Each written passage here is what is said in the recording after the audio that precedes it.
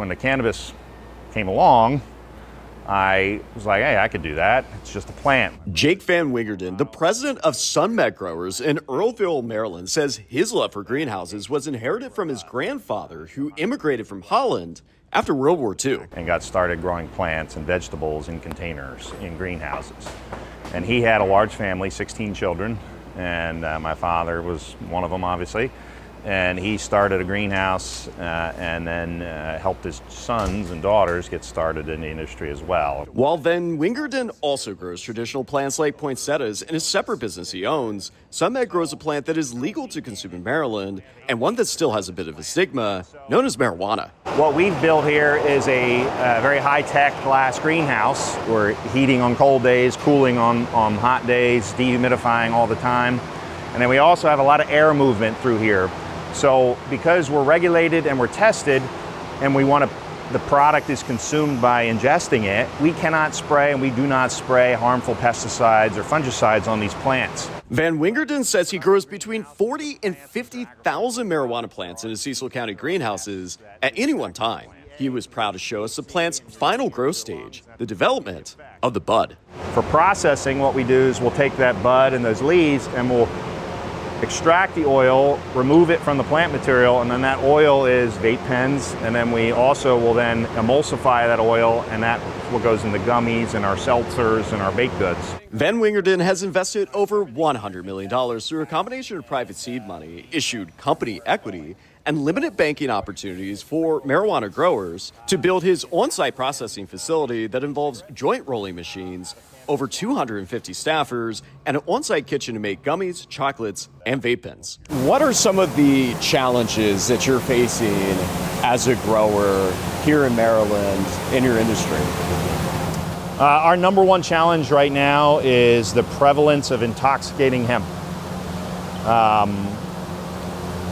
Intoxicating hemp is the exact same product that we produce. But unfortunately, the provision in the law that defined what was intoxicating and non-intoxicating wasn't well written.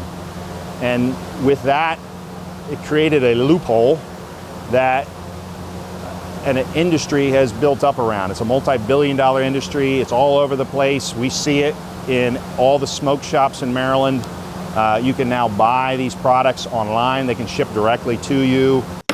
All right, good morning. Hemp and illegal marijuana production and sales have caught the attention of some in the federal government, with Congress holding a Homeland Security hearing on the topic just 3 weeks ago. Today, the Oversight Investigations Accountability Committee is holding this hearing on how the use of illegal marijuana as tied into the criminal network tracing to China is impacting the United States. We asked Van Wingerden how a raised 12% tax rate on legal weed products in Maryland could be driving his sales into the illegal market. Now, I know that the increase in the cannabis tax doesn't directly apply to you. However, it does apply to the end user, and it could affect the demand for your product. I mean, what's your take? Yeah, we started at 9, which matched alcohol, and then they bumped it to 12. I think they should stick right there. They shouldn't go higher than that. If we keep raising a tax rate to make it punitive, what it does is it creates, an incentive for people to not buy it at the regulated dispensary and through the regulated industry that, he championed and, created, and makes them think about maybe going back to the street dealer, which is what the whole intent of going recreational is to drive away the criminality of this. Maryland data shows that in the first year that recreational weed use and sales were legalized in July 2023, adult use sales jumped more than 36% compared to July 2024 numbers. This growth rate fell to 11% in July 2025. When looking at the entire Maryland marijuana industry, weed sales for all products, including medical cannabis, increased by more than 9% in August 2024 compared to 2023. Since the initial legalization peak, the industry in Maryland has flatlined to only a 0.64% growth rate. Do you worry about the resurgence of the illegal street dealer and them being, frankly, a competitor to you?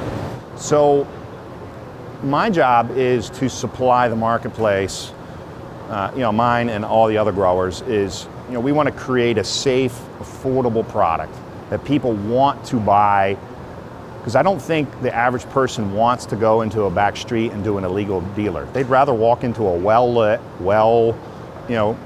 secure location where they can have choices and they can smell and read the test results.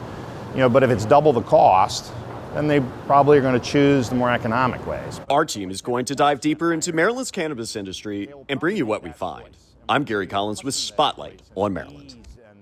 Now, Spotlight on Maryland attempted to schedule an interview with the governor's office and the Maryland Cannabis Administration, but they were unable to book before this story.